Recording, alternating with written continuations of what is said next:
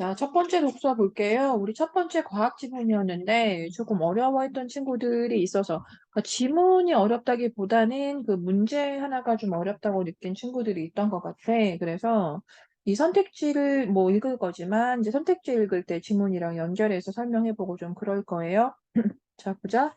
자, 16번에 저 일치하지 않은 것은 이제 1번 맞는 말이었는데 어떤 논리 게이트라도 출력값은 0과 1 둘 중에 하나다.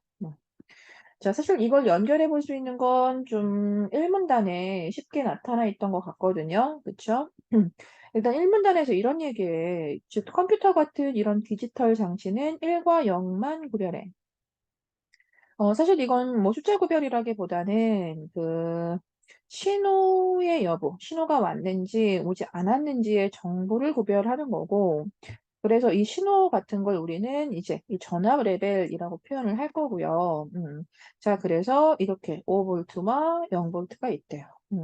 자, 그러니까 연결해 보면 이게 신호가 왔다라는 것일 거고, 그 다음에 이건 신호가 오지 않았다.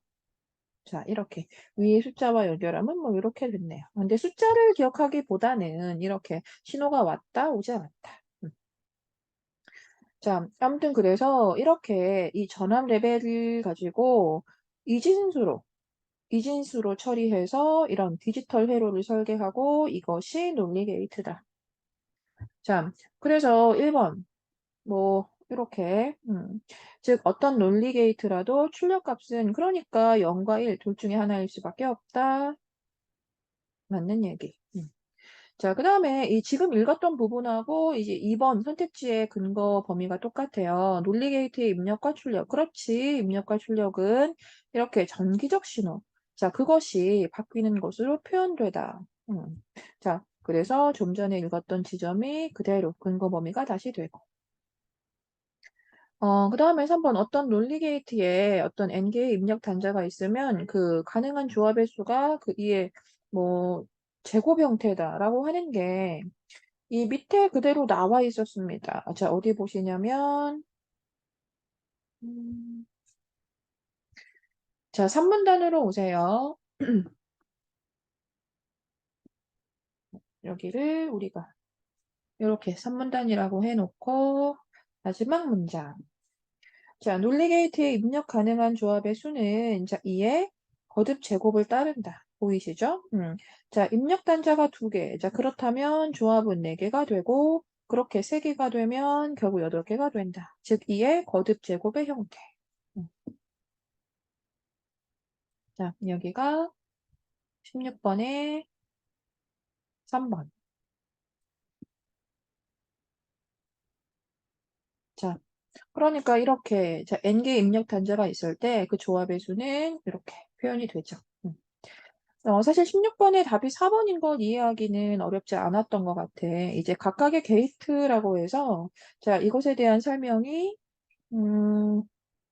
그쵸. 좀 전에 체크했던 이 3문단에 나와 있었는데 이따 이제 문제하고 연결도 해야 하니까 잠깐 보고 가면 이 논리 게이트의 종류를 가지고 일단 이 not 게이트라고 해서 이것은 그 출력값이요 입력값하고는 반대래. 그래서 설명되어 있죠. 0을 입력하면 1로. 자, 그 다음에 이 n 게이트라고 하는 것은 그 입력 단자를 통해 들어오는 입력값이 모두 1일 때만 출력이 1이 되고 하나라도 0이면 그냥 0이다. 이런 설명. 그리고 이 or gate는 어느 하나라도 1이면 1인데 모두 0일 때만 0이다. 맞아. 이렇게. 음. 자, 설명을 해놨어요. 자, 그러면 이 각각의 게이트에서 입력값이 모두 만약에 0이라면 입력값이 0이라면 이라고 했어. 자, 그럼 not 게이트 뭐 시작부터였는데 자, 입력값과 출력값이 반대로 나타나는 거니까 입력값이 0이었다면 당연히 출력값은 1이다라고 해야 하니까 틀렸잖아. 그럼 나머지는 어때요? 자, n 게이트 같은 경우에는 이제 좀 전에 봤던 대로 모두 1일 때만 1이고 하나라도 0이면 0이다. 자, 이렇게 했잖아. 자, 그러니까 입력값이 모두 0이라면 뭐 당연히 0이겠죠. 그쵸? 이 녀석은 출력이 0이고. 자, 그 다음에 or 게이트 좀 전에 어느 하나라도 1이면 1이지만 입력값이 모두 0이면 그때는 출력값이 0이다 라고 했거든. 그러니까 이제 입력값이 모두 0이다 라는 걸 전제하고 있었기 때문에 이것도 0인 건 맞네요.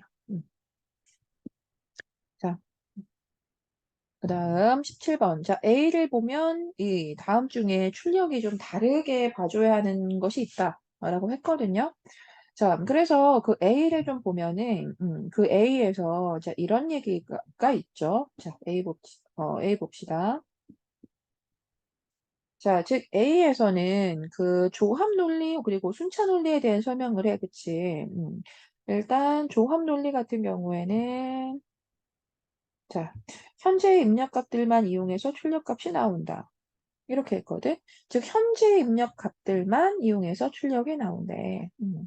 자, 즉, 지금 받는 그 어떤 입력값이 그냥 그대로 출력을 결정한다. 근데 좀 이해가 안 될 수도 있어요. 자, 그런데 반면 순차 논리를 보면 좀 차이점을 이해할 수 있을 것 같거든요. 자, 순차 논리를 보면 과거의 출력값이 현재에 영향을 준다라고 했어. 그러니까 조합 논리는 그냥 현재, 그 당시에 현재 입력 값들만 가지고 바로 출력값을 결정하는데 이 순차 논리 같은 경우에는 과거의 출력값을 이제 현재 출력값에 영향을 미치게 하는 이제 그런 형태인가 봐요. 자, 그래서 이런 말. 그러니까 이 다음 상태로 변화할 때까지 현 상태를 기억하는 그런 기능이 필요하다. 또 이런 거, 이전 상태의 출력값에 의해서, 에잉.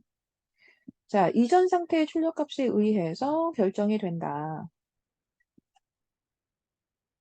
엥, 자꾸 이래. 자, 알 것 같아요. 순차 논리는 과거의 출력값이 현재에 영향을 주는 거야. 그러니까 그 이전, 현재뿐이 아니라 그 이전 상태의 출력값에 의해서도 결정이 된다고 해야 하고, 그러니까 결국 다시 말하면 다음 상태로 변화할 때까지 지금 현 상태를 기억할 수 있어야 한다. 자, 이런 이야기가 있어. 그럼 이렇게 두 가지로 지금 이 조합 논리, 그리고 순차 논리 이렇게 나누어서 설명을 했단 말이야. 자, 그러니까 이런 문제 17번처럼 다음 중에 방법이 다른 하나가 뭐냐라는 질문이 나올 수 있는 거죠.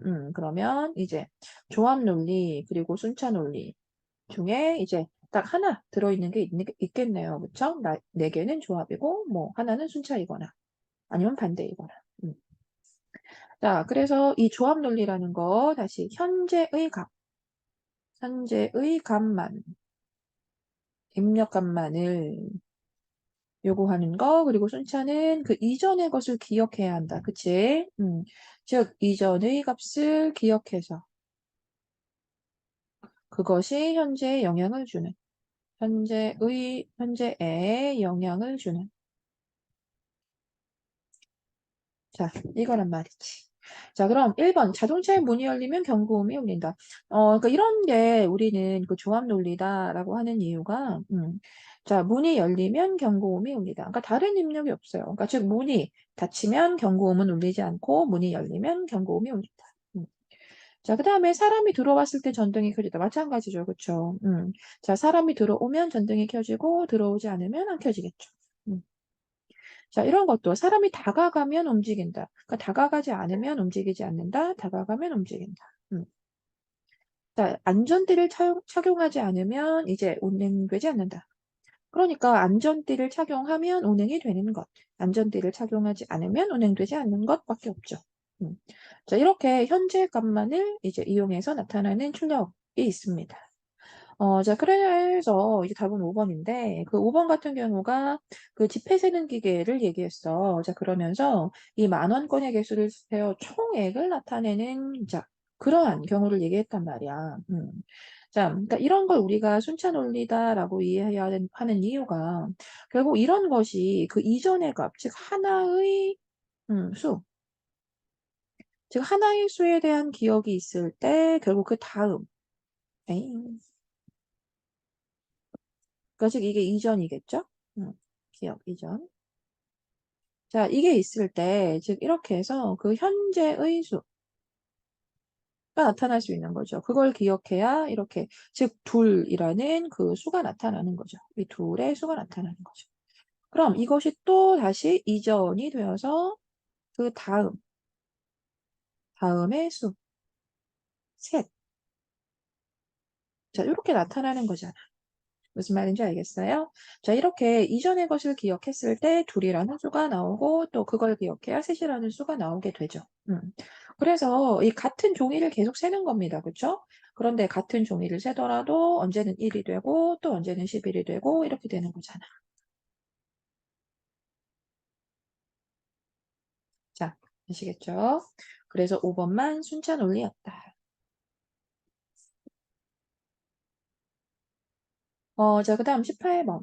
그 18번에 이렇게 그림 들어가면 좀 어려워하는 친구도 있는 거 알아요. 자, 그런데 그림이 보기에만 있던 게 아니야. 만약에 보기에 바로 있었다 그러면 좀 헷갈렸을 것 같기도 해요. 그런데 이 지문 속에서 한번 얘기해주고 또 그림에 다시 한번 이렇게 연결할 수 있게 했단 말이지.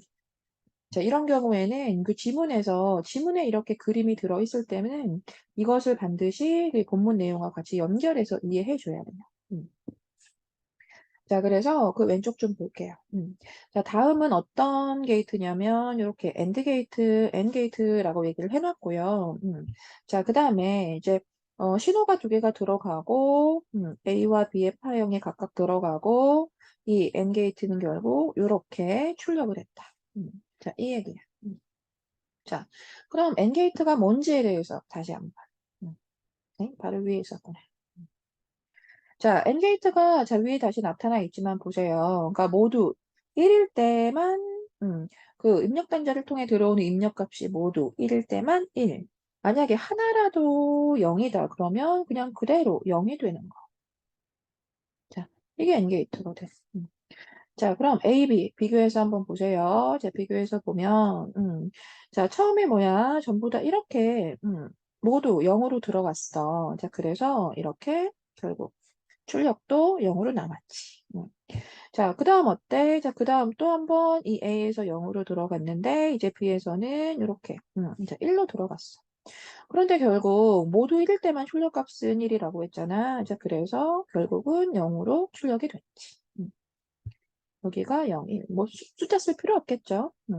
자, 그렇게 해서 그 다음 세 번째는 자, A에서도 1로, 자, B에서도 1로, 자, 이렇게 둘 다 모두 자, 이 지점이 이제 모두 자, 1로 입력이 되었단 말이야. 자, 그러니까 이 출력도 당연히 1로 나타났죠. 그 다음에 다시 볼 필요 없이 둘 다 이제 입력값은 0이었기 때문에 이렇게 결국은 0으로 출력이 됐다라는 내용이겠죠. 자, 어렵지 않죠? 자, 이렇게 해서 지금 이걸 가지고 이 보기에서 출력된 그 결국 최종적인 그 파형이 무엇인지, 자, 이렇게 물었어. 자, 그래서 봤더니 좀 전에 이렇게 연습하게 했던 이 엔게이트 그냥 물어봤는데 여기에다 이제 하나를 더 추가한 건 낫게이트를 한 번 더 이렇게 연결해 줬단 말이지. 자, 그럼 일단 낫게이트를 떠나서 자, 엔게이트 좀 전에 한 거니까 한번 해보세요. 이제 해볼까? 음, 좀 그려야 되나?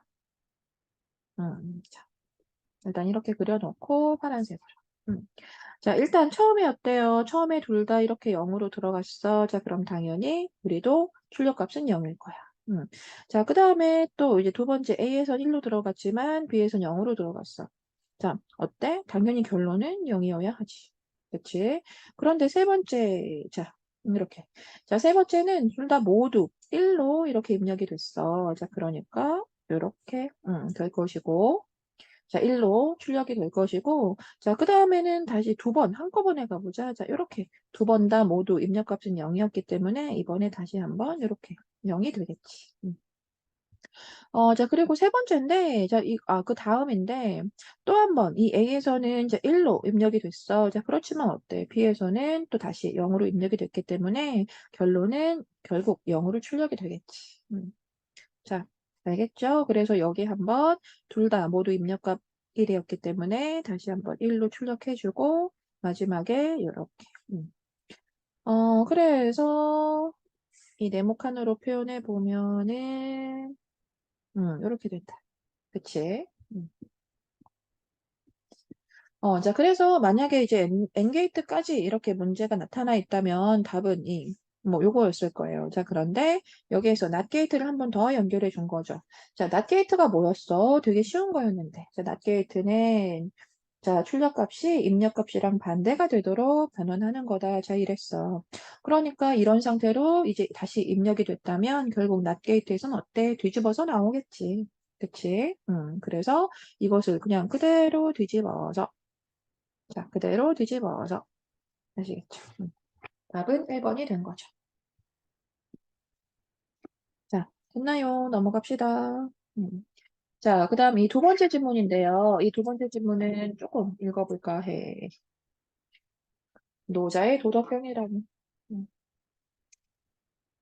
자, 좋은 내용입니다. 선생님이 좋아하는 내용입니다. 자, 볼게. 일단 문단 체크해 놓고. 자, 노자의 도덕경을 관통하고 있는 사고방식. 자, 노자의 도덕경에 대한 이야기를 시작했어. 자, 그러면서 이 차원 높은 덕은 덕스럽지 않아서 오히려 덕이래. 결국 진짜 좋은 그 차원이 높다라고 해야 하는 덕은 겉으로 덕스럽다라고 이야기하지 않나 봐. 그래서 이렇게 덕스럽다라고 이야기하지 않는 그런 것을 덕이라고 얘기한 거야.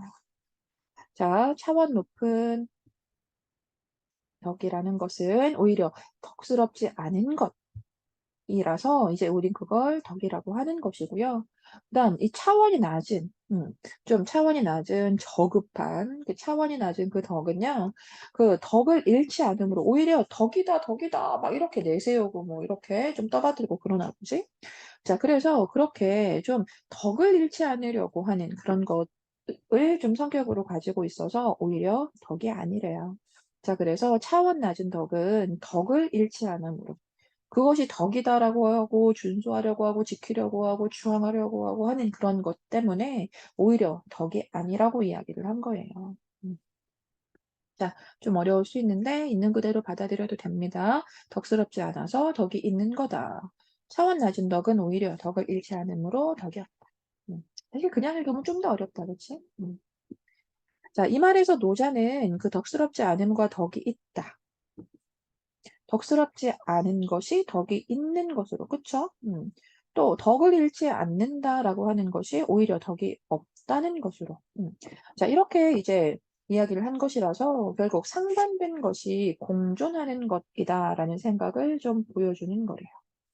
자, 이렇게 좀 상반된 것이 언제나 공존한다.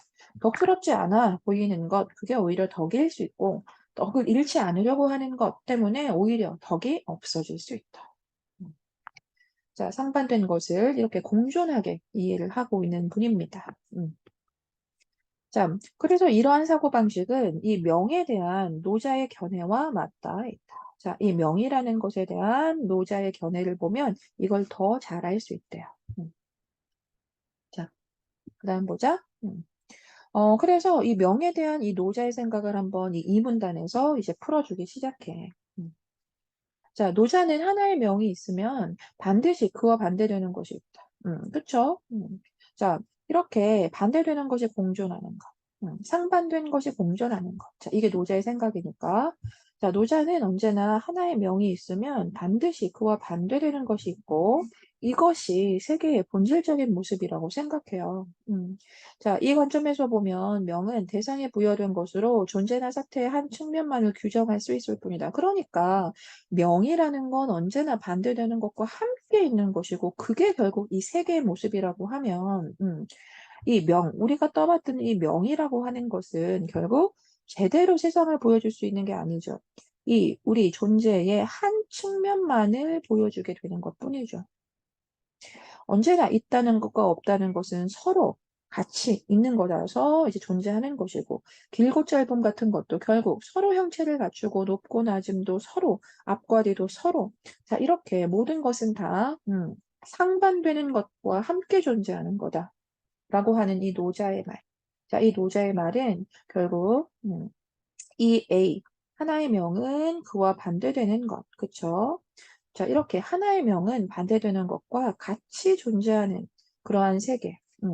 자, 그러한 어떤 세계가 사실 이 노자의 세계관이었습니다. 자, 그래서 지금 이 문단에 뭐 새로운 이야기를 했지만 그 이 문단에서도 결국 상반된 것은 공존한다는 얘기였어요. 것의 공존.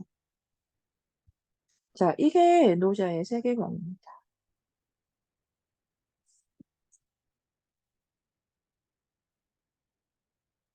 자, 그래서 이 산문단에 이 노자에 따르면 이 뭐 상반된 것이 공존한다고 하는 이 실상을 알지 못하는 사람은 그죠? A는 A다. 명은 명이야. 그치?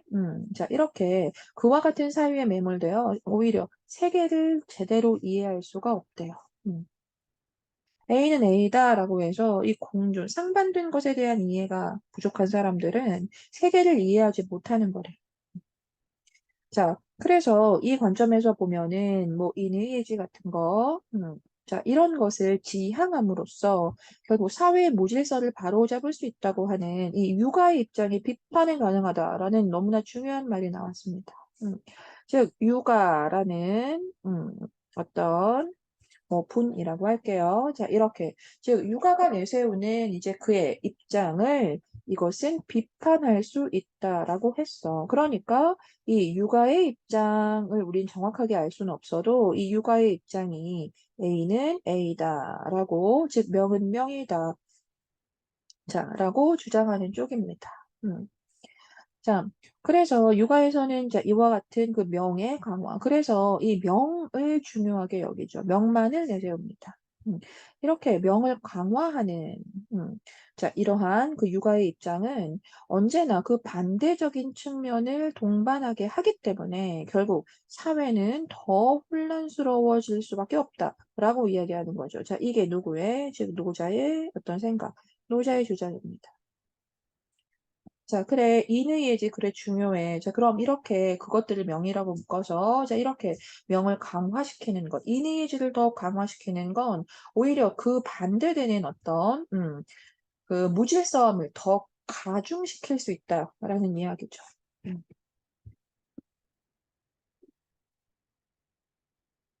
자, 그 다음, 노자는 법령이 더욱 엄하게 되면 도적도 더 많이 나타난다. 알겠어요? 더욱더 나라에서 이렇게 법적으로 이제 어떤 체제를 더 이렇게 가혹하게 잡으면 그에 반하는 그 법을 더 어기는 그러한 도적들이 더 많이 나타날 수 있는 거래요. 그래서 도적을 제거하기 위해서 법령을 강화하면 도적이 없어져야 되는 게 그들 입장에선 맞지.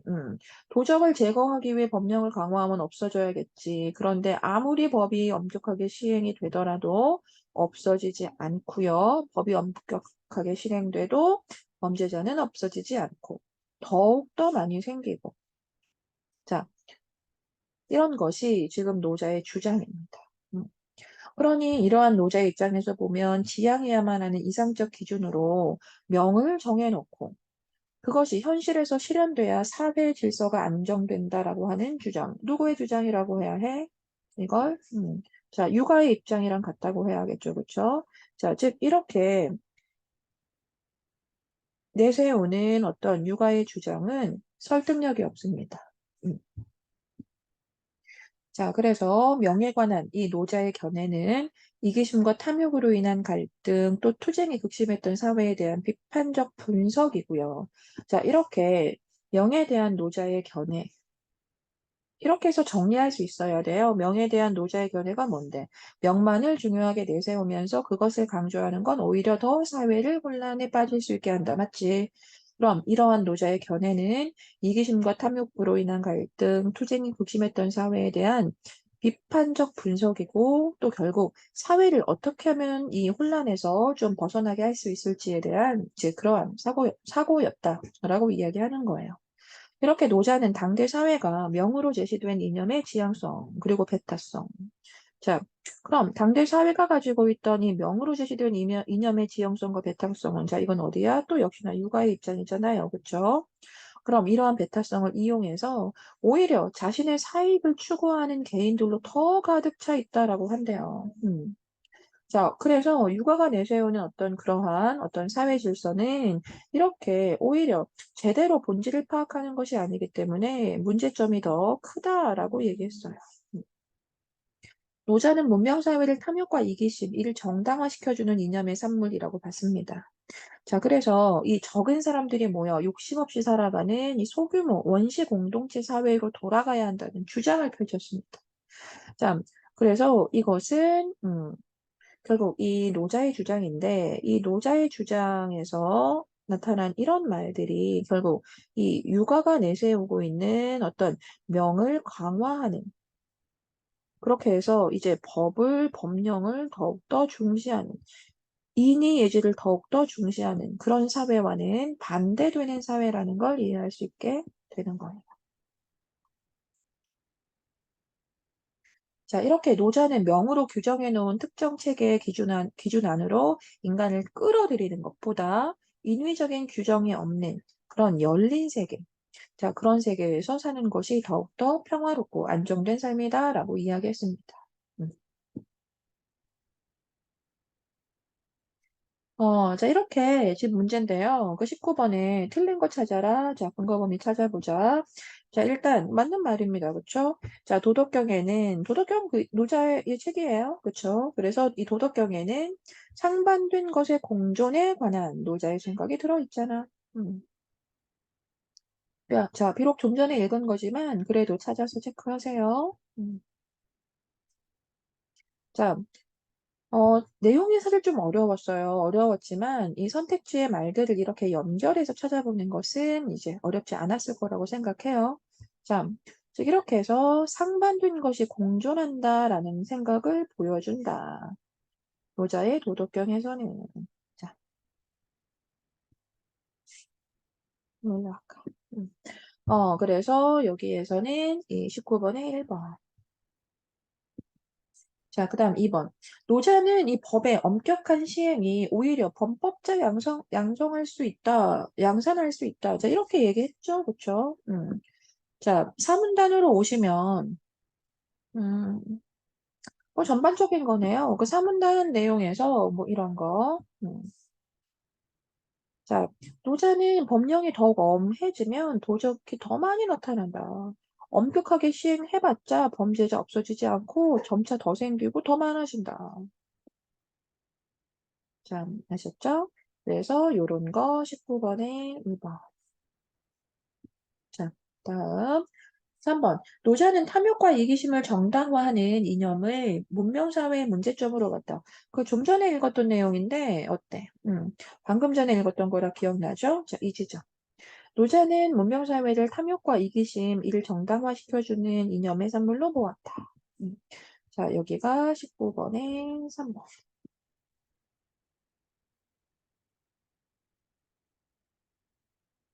자, 노자에 따르면 A는 A다와 같은 이 사유에 매몰된 사람은 세계를 온전하게 이해하기 어렵다.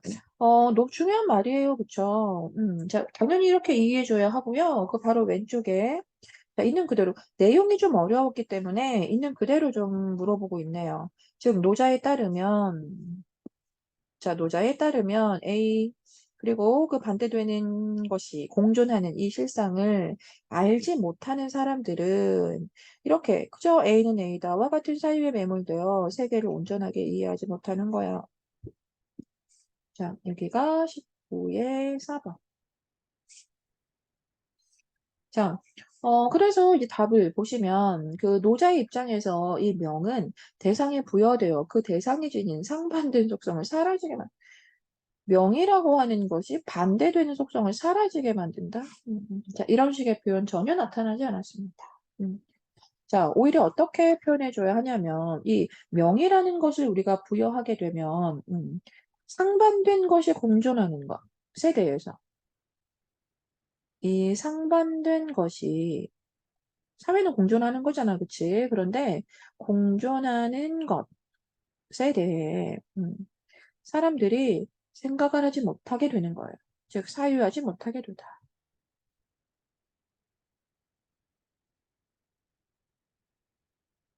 자, 이렇게.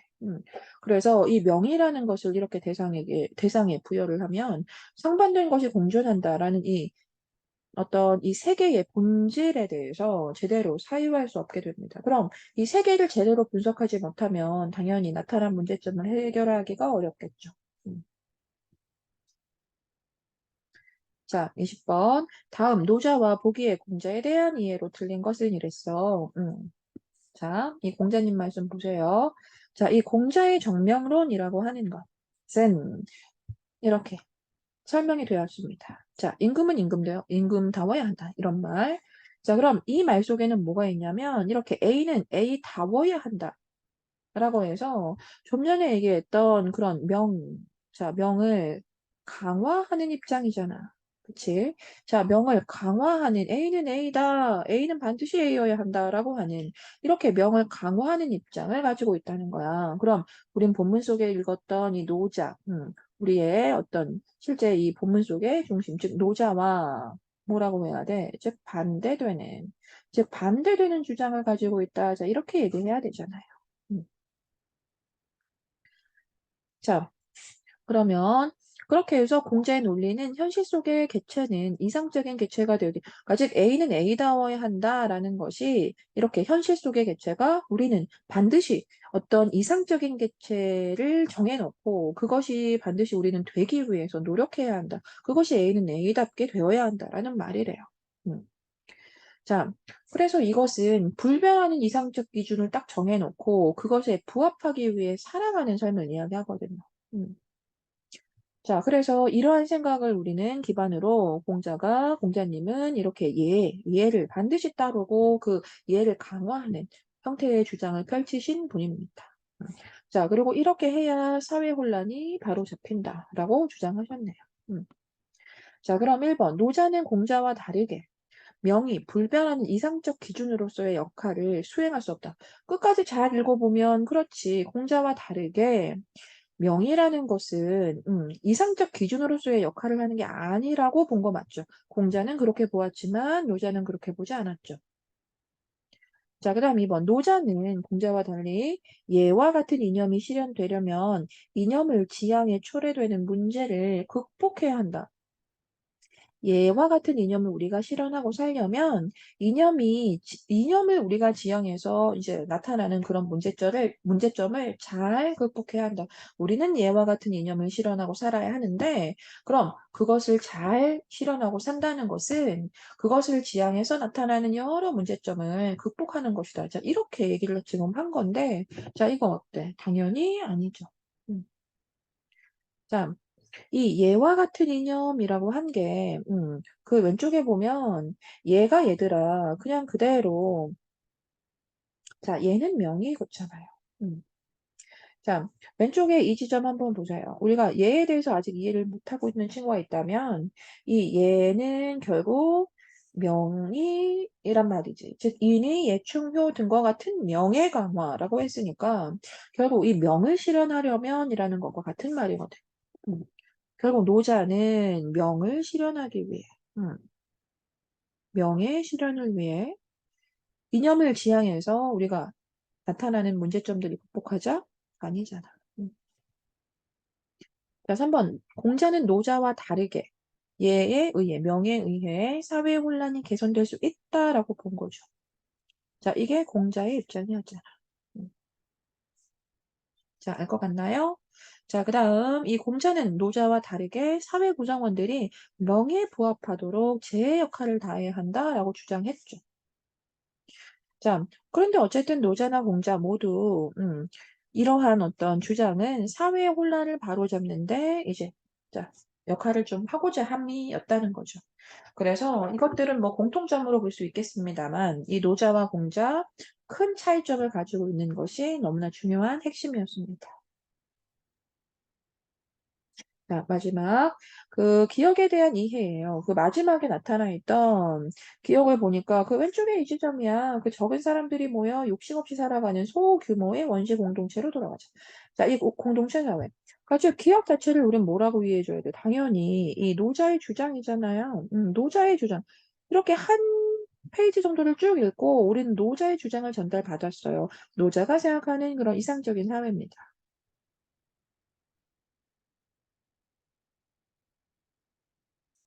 자, 1번. 자, 그러면 이 사회란 명을 통해 현실을 규정하는 것이 가능해지다. 아니죠. 명을 통해서 현실을 아는 것이 가능하다? 아니죠. 자, 명을 강화하면 사회적 갈등이 완화되다. 맞니? 아이고, 아니지. 상반된 것이 함께 존재한다는 이제 그러한 생각이 제한되는 것이다. 맞아? 그것을 제한하는 것이 아니라 그것을 인정하는 것이죠. 오히려. 제한하는 것이 아니라 그 사회는 상반된 것이 함께 존재한다라는 걸 인정하는 사회입니다. 자, 그다음 이념의 실현을 명분으로 내세운 개인의 이익 추구가 다양하게 이거 본문하고 전혀 무관한 내용이라 넘어가고요. 이 마지막에 이렇게 특정한 체계에 얽매이지 않는 그러한 상태에서 평화로운 그런 삶을 살 수 있는 공간이다. 자, 다음 갑시다.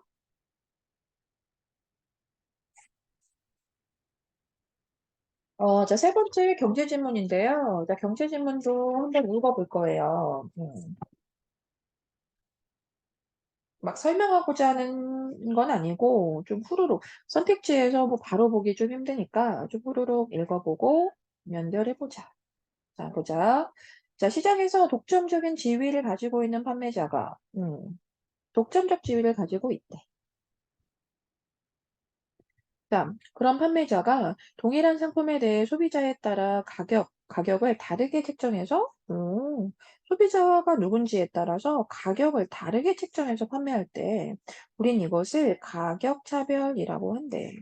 가격차별이 성립하기 위해서는, 이제 일단, 음, 자, 가격차별의 성립 조건에 대한 이야기를 하네요. 성립하기 위해서는 먼저 첫 번째, 판매자가 먼저 지배력을 가지고 있어야 돼. 자, 그렇겠지.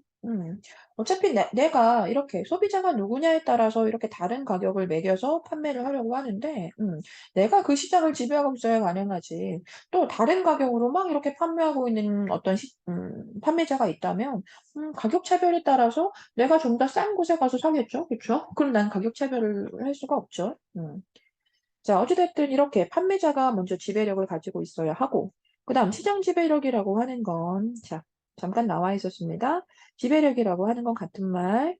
자, 시장 가격을 임의의 수준으로 결정할 수 있는 힘. 자, 임의의 수준이라고 하면 마음대로 결정하다. 자, 이 얘기야. 마음대로. 자, 이렇게 마음대로 결정할 수 있는 그 시장 지배력을 가지고 있어야 한대요. 자, 그리고 또 시장이 분리가 가능해야 한대. 상품의 판매 단위 구매자의 특성에 따라 시장 구분이 좀 가능해야 합니다. 자, 그 다음 셋째. 시장 간에 상품의 재판매가 불가능해야 한다. 사실 뭐 당연한 얘기였어요. 네? 여기가 2번이 아니구나. 뭐 이렇게잖아요. 그래서 일단 이 가격 차별이라는 게 성립이 되려면 이렇게 시장 지배력, 내 마음대로 이렇게 가격을 결정할 수 있는 힘이 있어야 하고, 그 다음에 그 시장을 분리 가능해야 돼. 이것도 당연한 게 내가 다른 가격을 책정할 거잖아. 소비자에 따라 다르게 가격 매길 거잖아. 그러니까 내가 시장을 분리할 수 있어야 한다는 거야. 음. 자, 그리고 세 번째, 시장 간에 또 재판매 당연히 안 돼야겠죠. 재판매가 그들끼리 이루어진다면 당연히 내가 차별적으로 이렇게 가격을 매기는 게 의미가 없어지잖아. 음, 다음, 질문단이었고요. 그다음, 이문단. 그래서 이 가격 차별은 이렇게 세 가지로 나눌 수 있대요. 자, 가격 차별은 이렇게 해서 세 가지로 나누어지는데, 자, 그럼 이제 하나하나 설명하겠지, 그치?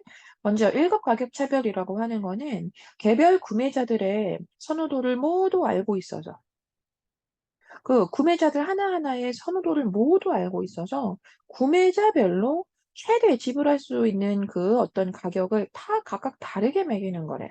음. 자, 그래서 그림에서 일단 가격 차별, 자, 그림이 이 지문 속에 들어있으면 반드시 연결해서 이해해 주는 게 훨씬 쉬워요.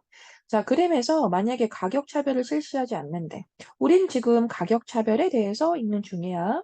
자, 그럼 만약에 가격 차별이 없는 그 일반적인 형태의 시장이야. 자, 그러면 판매자가 얻는 수입은 이라고 해서, 자, 판매자 수입은 어떻게 표현해 주었냐면, 사격형 OPEQ. 자, 요렇게 돼요. 자, 이게 뭐다? 가격 차별을 실시하지 않을 때 그 판매자 수입이래. 자, 그런데 이제 1급 가격 차별을 하고 나면 각 구매자의 최대 지불 용의 가격인 이 수요 곡선을 따라 쭉 결정을 할 수가 있게 된대. 이렇게 쭉. 자, 그래서 총 수입 자체가 어떻게 된다? 이렇게 된대. 이렇게. 음. 자, 보이죠? 그래서 이렇게 가격 차별을 하고 나면, 1급 가격 차별을 하고 나면 총수입이 어떻게 된다? 늘어나게 됩니다. 이렇게. 자, 완전 가격차별이라고도 하는 1급 가격차별. 그러니까 지금 읽었던 이 1급 가격차별의 다른 말은 완전 가격차별인데요. 같은 말인데요. 자, 그럼 이것은 판매자의 총수입을 극대화, 이것은 총수입을 이렇게 극대화하는 거래. 자, 그런데 다음 줄에 이런 말이 있어. 그렇지만 모든 구매자들의 선호도를 다 알 수는 없는 거라서 이건 현실에서 좀 찾아보기 어려운, 현실 불가능한 그런 내용이랍니다. 자, 여기까지가 1급 차별에 대한 얘기였고. 음. 자, 이번에는 2급 가격 차별을 이제 이야기하기 시작하네요. 자, 3문단이라고 하고. 자, 그럼 이것은 뭐냐면 몇 개의 구간으로 좀 나누어 보고 그 구간을 이렇게 다르게 가격을 매기는 거야.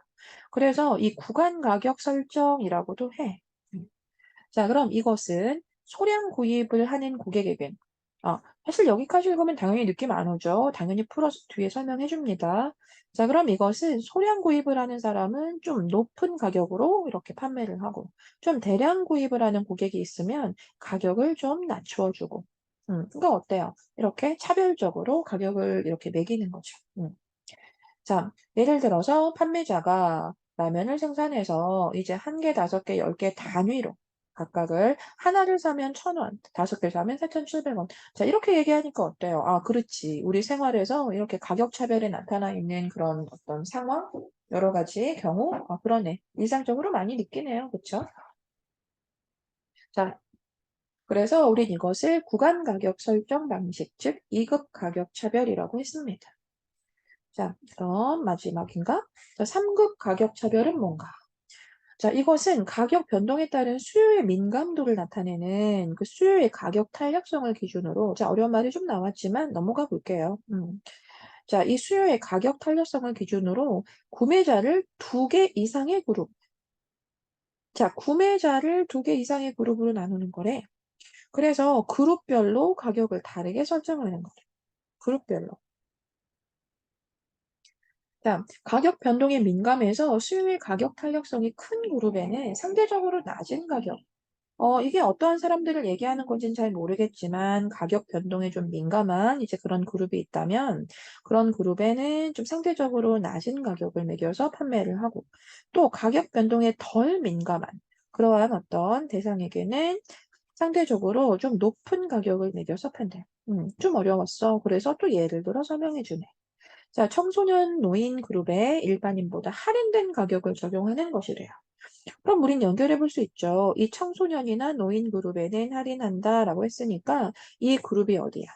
좀 전에 읽었던 이 가격 변동에 민감해서 수요의 가격 탄력성이 크다라고 얘기해 줘야 하는 이제 그 그룹이었습니다. 그쵸? 이렇게.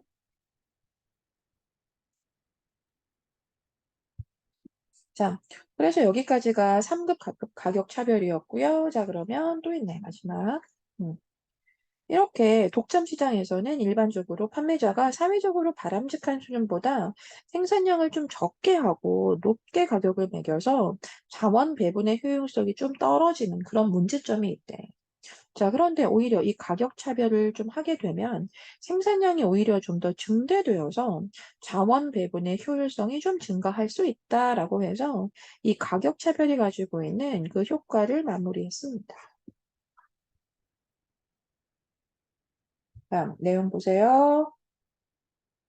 자, 윗글에서 언급하지 않은 것 찾아란데 각각 한번 얘기해보자. 가격 차별의 개념 나와 있었거든, 어디? 1문단에 나와 있었어.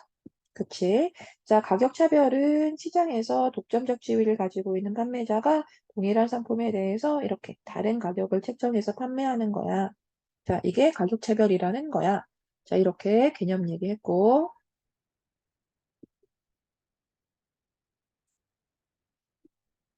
아니, 맞아요. 음, 색깔 바꾸려고.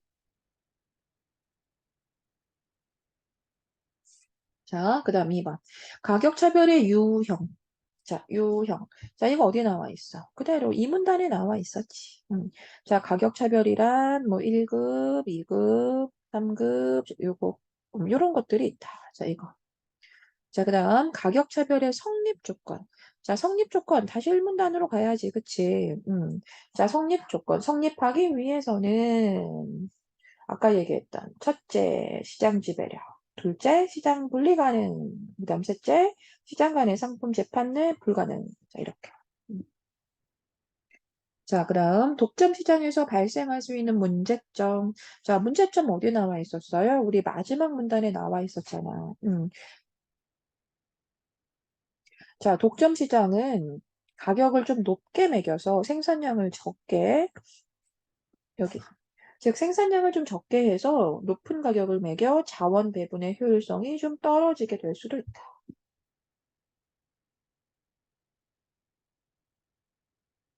자, 그렇게 답이 나온 것이고. 자, 그 다음 24번. 윗글을 바탕으로 보기를 이해해라. 자, 또 보기가 나왔어. 자, 이 보기의 내용이 지문에 무엇과 연결 지을 수 있는지 봐줘야지. 자, 보기에서 이렇게 독점적으로 운영되고 있는 지하철, 자, 이렇게 시작을 했어. 자, 그러면서 이렇게 어린이, 각각 금액을 다르게 책정을 해두었네. 그럼 우린 여기에서 그냥 그대로 이 보기는 무엇에 대한, 자, 가격 차별에 대한 거야. 그치? 자, 가격 차별의 종류 중에서 이 어른과 어린이를 통해서 이렇게 둔 거 바로 얘기할 수 있어야지. 자, 이거 가격 차별에 어디에 해당해요? 당연히 이 3급 차별에 해당합니다. 그쵸? 자, 그럼 여기에서 또 연결해 볼까? 이 어린이 500원을 이렇게 판매 금액으로 제시한 자, 이 어린이라는 대상을 뭐라고 표현해 줘야 돼? 여기에서 가격 변동에 민감하여, 그치? 자, 민감하여 또 뭐라고 했더라? 기억이 안 난다. 저 여기 수요의 가격 탄력성이 크다. 기억납니까? 즉 가격 변동에 민감하여 수요의 가격 탄력성이 큰 그룹이다. 자, 이렇게 해야 되죠. 자, 아시겠죠? 뭐 어른은 반대로 이야기하면 됩니다. 자, 그럼 선택지 어른과 어린이로 시장을 분리해서 지금 가격 차별을 하는구나. 어때? 자, 우리 가격 차별 맞고. 그다음 어린이 승차권을 그렇죠. 되팔 수 없죠. 자, 이렇게 가격 차별이 나타날 수 있는 그 우리 조건, 가격 차별의 성립 조건, 되팔 수 없다. 재판매 불가능하다. 자, 그다음 소송 원가를 고려하면 지하철 운임의 가격 차별은 완전 가격 차별에 해당하다. 자, 완전 가격 차별. 자, 뭐에 대한 같은 말이었어? 완전 가격 차별. 자, 이거 1급 가격 차별의 같은 말 아니었나? 자, 보이시죠? 완전 가격 차별이라고도 하는 이 1급 가격 차별. 자, 그래서 이 완전 가격 차별 안 되죠. 자, 그다음 지하철 요금의 변동에 따라 어른 그룹, 어린이 그룹은 수요의 민감도. 자, 이런 말 그래서 들어가는 거야. 자, 수요의 민감도가 다를 수 있지. 그치? 자, 수요의 어떤 가격 탄력성, 가격 변동에 민감한 그 정도의 차이가 있는 거잖아. 음. 자, 이 지하철 운영자는 시장 지배력이 있으니까 이렇게 운임을 마음대로 결정을 할 수 있는 거구나. 자, 맞는 얘기죠. 자, 그 다음 25번. 자, 보기는 A의 사례를 그래프로 나타냈다. 틀린 거 찾아라. 자, 이랬어. 자, 일단 이걸 보면서 우리가 또 본문이랑 연결할 수 있는 게, 자, 이게 뭐예요? 이거 가격 차별 이루어진 그래프다. 그치? 자, 가격 차별이 이루어졌고요. 이렇게 몇 개의 구간으로 나누어서 지금 이렇게 몇 개의 구간으로 나누어 보고 있다는 거잖아요. 자, 이 중에서 우린 이걸 2급 가격 차별이구나. 자, 이렇게 연결해 볼 수 있겠죠.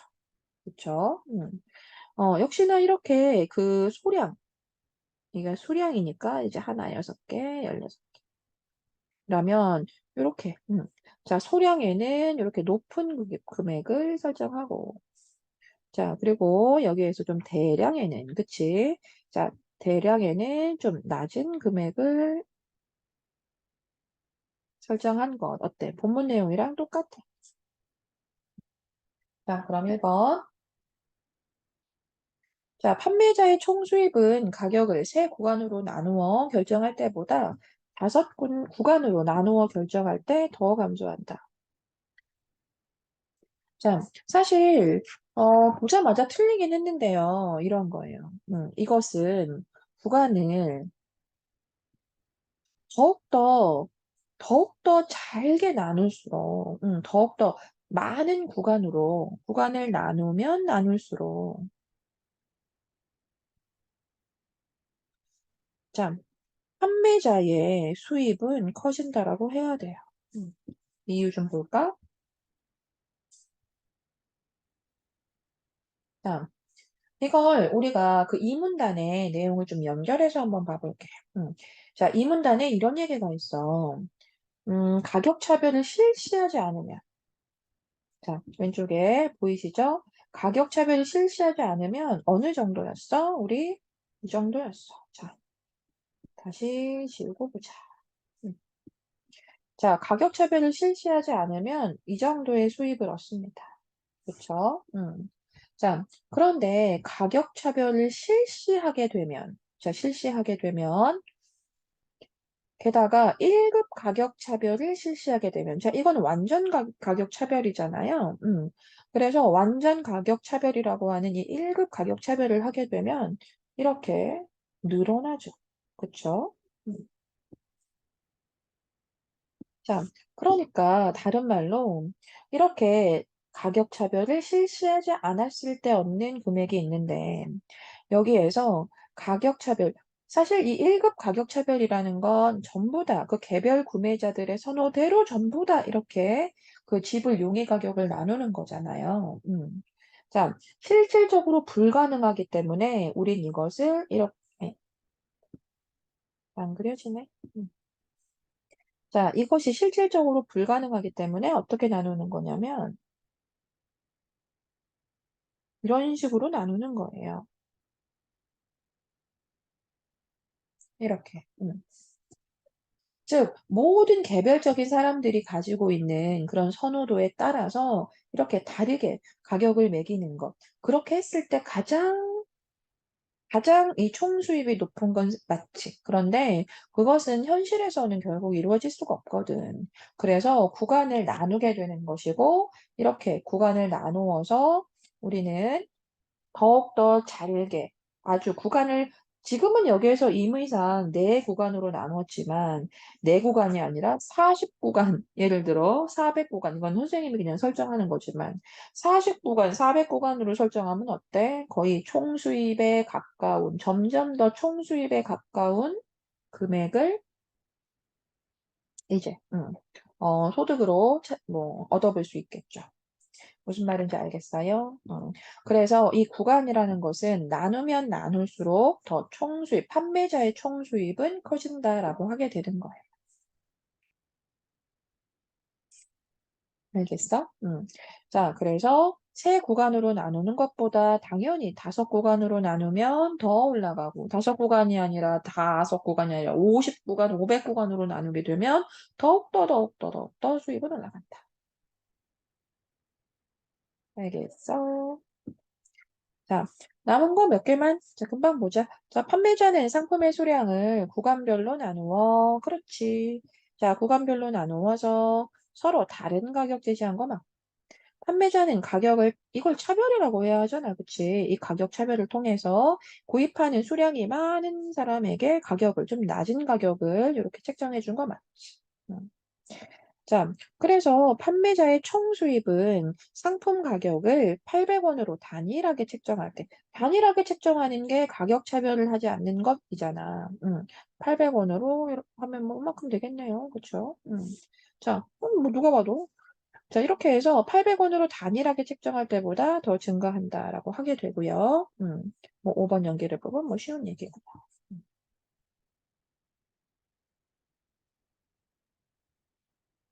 음, 끝났네. 하나 더 있네.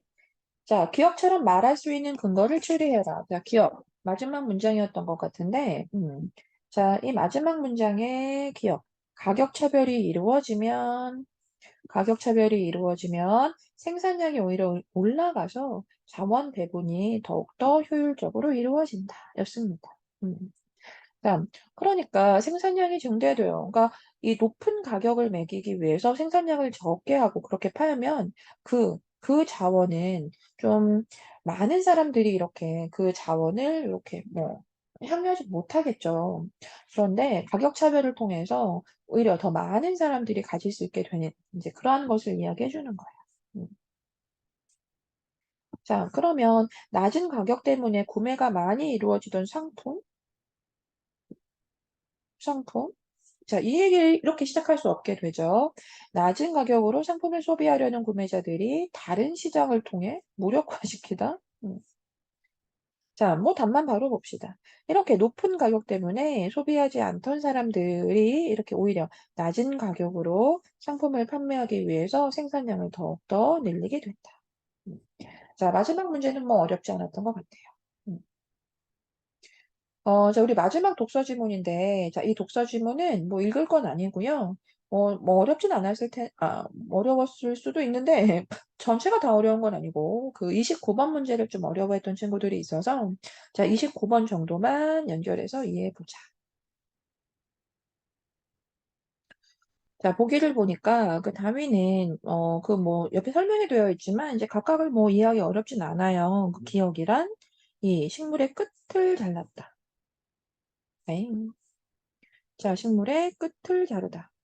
그다음 니은 같은 경우에는 이 빛이 통하지 않게 한 것.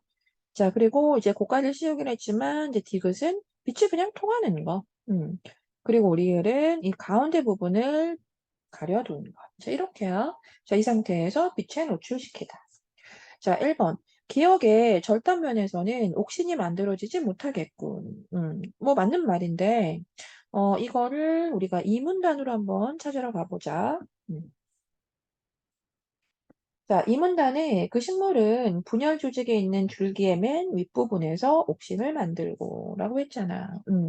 자, 그런데 이 1번에서는 그 끝을 잘라낸 것이잖아. 그래서 이것은 이 끝부분을 잘라낸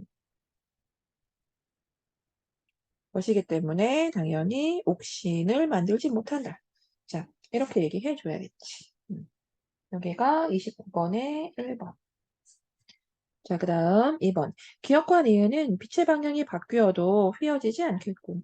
즉, 휘어지다. 빛의 방향을 통해 휘어지다. 자, 이런 말이 어디에 나와 있었냐면 그 마지막 문단이었던 것 같은데요. 그 사문단에 한번 내려와 보세요. 자, 사문단에 보면은 이 굴광성에 대한 이야기가 나와요. 자, 읽어보자. 음, 자, 빛을 향해 휘어지는 이 굴광성은 옥신이 세포막 좌우에 위치하고 있는 어떤 단백질을 거쳐 빛의 반대 방향으로 일어나는 것. 즉, 옥신이 세포막 좌우에 위치하고 있는 이 핀 단백질을 거쳐 빛의 반대 방향으로 이동하기 때문에 일어난다. 자, 옥신이 빛의 반대 방향으로 이동하기 때문에 일어난다. 자, 여기였거든. 자, 그러면 연결해 볼 때, 기억과 니은은 빛의 방향이 바뀌어도 휘어지지 않는다라고 해야 하는 이유가 뭐 때문이야? 음. 자, 일단 좀 전에도 읽어봤지만 이 옥신이 다시 얘기할게. 자, 옥신이 빛의 반대 방향 이동.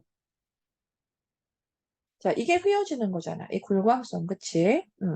자, 그러면 기억에서는 애초에 옥신이 만들어지지 않으니까 휘어지지 않을 것이고, 그리고 니은 같은 경우에는 뭐가 없다고 해야 돼? 빛이 없잖아. 즉, 옥신이 빛의 반대 방향으로 이동을 해야 우리는 그쪽으로 휘어지는 거다라고 우리는 알게 되는 것인데, 이 기억 같은 경우에는 애초에 옥신이 만들어지지 않고 있고, 그다음 니은은 또 빛을 받지 못하고 있기 때문에 결국 2번 둘 다 휘어지지 않아 라고 해야겠지. 그다음 3번 니은은 디귿과 달리 고가리는 위쪽으로 니은은 위쪽으로 옥신이 이동한다. 이게 말이 안 돼서 일단 틀렸는데요. 그 나머지 것들이 왜 다 맞는 얘기인지에 대한 이해를 자, 지금 해보세요. 자, 4번에 니은은 고가를 그대로 둔 채 리을의 가리개로 중간을 씌워도 휘어지지 않는 거 맞아요. 자, 이게 앞부분에도 한번 나와 있었지만 빛을 우리가 인식한다라고 하는 거. 자, 1문단 보시면은, 음, 자, 식물은 특정 부분에서 빛을 인식하는 거예요. 자, 그리고 그 빛을 인식하는 그 부분. 자, 그 부분에서 화학물질이 만들어지고, 이제 그것이 뿌리로 쭉 이동하는 거거든. 그리고 그게 옥신이란 말이야. 음. 자, 이러니 우리는 빛을 아무 데서나 이렇게라고 할 수는 없죠. 특정 부분에서 빛을 인식하는 것이다라고 해야 하기 때문에 이 중간 부분을 씌운다고 하더라도 이 어떤 뭐 휘어지는 것과는 이제 무관해집니다. 아시겠죠? 자, 그다음 디귿과 리을의 휘어진 부분에서는 자, 디귿, 리을 휘어져 있죠. 그쵸? 자, 그럼 이 부분에서는 빛의 반대 방향의 세포가 더 신장 커지겠다라고 했거든. 자, 맞는 말이 결국 좀 전에 읽은 거 다시 읽을게. 자, 옥신이 빛의 반대 방향으로 이동하게 된다. 자, 이건데, 그럼 반대 방향으로 이동하다. 자, 그럼 옥신은 뭐 하는 애지? 자, 옥신의 역할이 뭡니까? 자, 옥신의 역할 자체가 뭐 마지막에도 나와 있지만 식물 세포의 신장을 촉진하는 거란 말이야. 그리고 이 얘기가 아마 앞부분에도 여러 번 나왔을 거예요. 자, 즉 옥신의 역할 자체가 식물의 신장을 촉진하다. 자, 즉 세포의 신장을 촉진하다. 자, 이거거든. 신장 촉진. 자, 그러니까 휘어진 부분에서는 빛의 반대 방향의 세포가 신장된다. 반대 방향으로 이동하는 거 맞고, 옥신이란 그렇게 해서 세포의 신장을 촉진시키는 거기 때문에 이렇게 반대 방향의 세포가 신장이 되는 것이다. 자, 맞는 말이지. 자, 이해됐나요? 자, 독서 여기까지 할게요.